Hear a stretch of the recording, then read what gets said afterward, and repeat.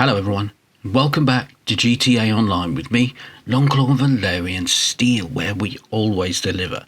Well, here we are back. I'm rocking and rolling with a speed run for the Cayo Perico Heist. Most people who watch my videos will know that I'm pretty chilled out about the way that I do things. It's all 100% legit and it's 100% solo friendly. The Cayo Perico Heist is still the best way to make money in GTA Online. And when I do it, I like to use my own vehicles. I'm using the Phantom Wedge here to help me collect the long fin, and I'm using the long fin approach. I do also just go straight in with my submarine, but for this particular heist I want to go and pick up some secondary targets at the airport, so I'm going to go in with the long fin, and then I will go in through the drainage tunnel. I also use my own vehicles quite a lot just because I've got lots of them and I want to get them out of the garage. And for this particular mission, collecting the plasma cutter, I want to use my Kanjali tank just to take on the gang. It's fun, it's easy, and they're pretty merciless and they're way overpowered, so they will easily take you out if you're running around in the street. So I tend to use my Kanjali tank just to make it a little bit easier. So check out my channel, and there's lots of videos on there. There's a great NAT type fix video if you're interested in trying to work around the NAT type disable, and there's so much more content as well. I'll get you through this and let's see how we get on.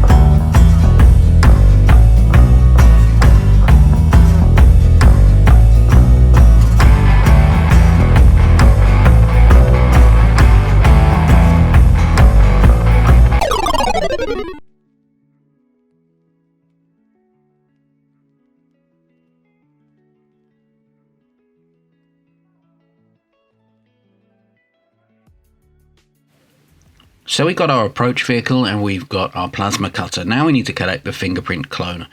This is an easy mission, everybody knows how to do this, and I'm using my Toreador just because it's fun, and usually this is parked in the bottom of my submarine and I don't get it out very often. I'm usually jumping into my Sparrow and just getting where I need to go, but I thought I'd bring it out and have a bit of fun taking it back to the ocean, to the shoreline over the hills.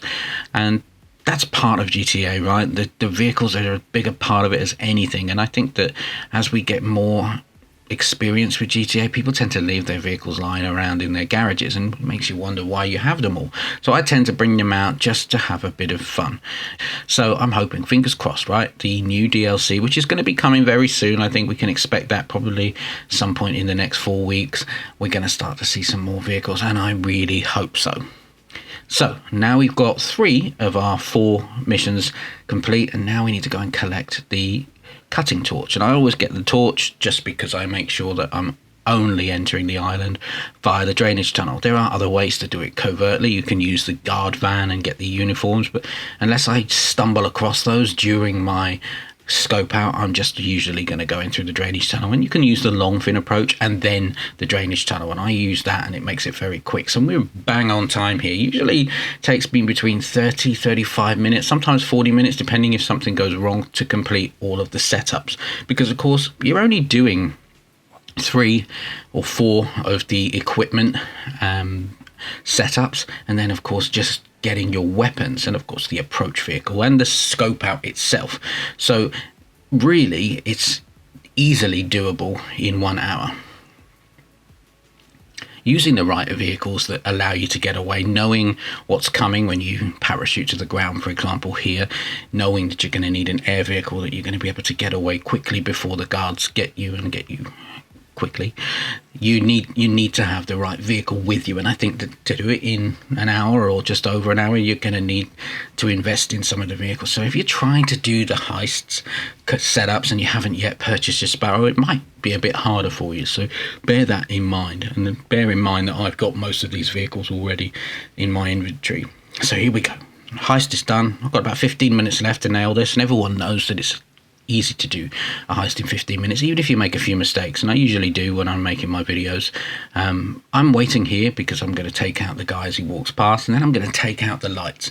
It's the best thing to do. It just takes a few minutes, and that just gives you that little bit of covert. You're not going to accidentally run into a camera, and it does make it a bit easier when you get inside the compound as well. Now, not everyone has to come to the airport, and certainly if the secondary targets in the hangar or in the warehouse here aren't worth it. But I actually had 2 cocaine piles here, and that makes it a solo friendly heist that you can't really ignore. I've got artwork in the office, so I could have just got one of those, but learning your values, understanding what is worth more. Of course, there are solo glitches which allow you to pick up all the gold, but anybody who knows me will know I won't be doing that. I don't need it. I've got more than 300 million.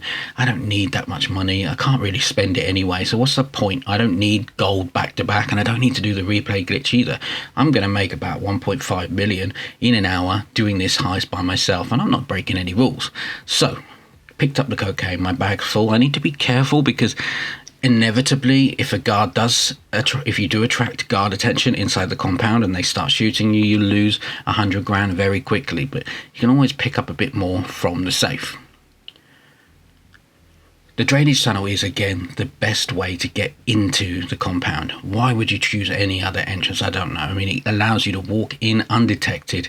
And if you've got a full bag and you're by yourself, you don't want any guard attention. I'm also going up onto the roof. This is a fairly new technique, and it really allows you to run around above the guard level. You do need to be careful because they can see you if they're walking towards you, particularly as you come to this point here. There is a guard. You remember him, right? The dude that walks under the archway. You need to be careful to make sure that he's not standing right below you or walking towards you, as he will see you when you drop down onto this wall. And then everybody knows this bit here, right? I always take this way round because I want to take out the guy that's just round this corner, because usually he'll have the gate keys. Again, be aware that the Juggernaut will walk up the stairwell right in front of you, so make sure you're looking at your mini-map to make sure you're not about to walk right into his eye line. Take out an Esto, because if you still haven't got the keys, and I still haven't, you might need them at this point. And then you're into the office. Easy peasy, right? Even if you've got a full bag, do not forget to hit that safe, because you can still fit in all of that money. It's magic. It fits in the bag, no problem. Then get yourself downstairs. And I'm going for the ruby necklace, so that's what I needed, the plasma cutter. Easy peasy. And once I'm at this point, I know I'm pretty much home free. I've not alerted any guards yet. Even if I did, I'd just be running out of the compound. So, just a recap. This has taken me probably now about 55 minutes. I've got 5 minutes to swim to safety. I'm just waiting here because the Juggernaut's just hanging around, still doing his little route.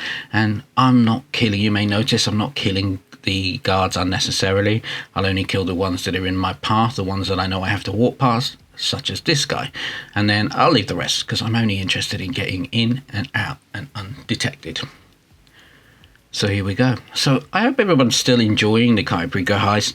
Remember that we're quite lucky to have a solo friendly heist that allows you to make more than $1 million guaranteed every time you do it. And if you get quick at it, you can easily do this a few times. And to be honest, you don't need to do it that often. You only need to do it a couple of times a week and you've got enough money to buy everything you want.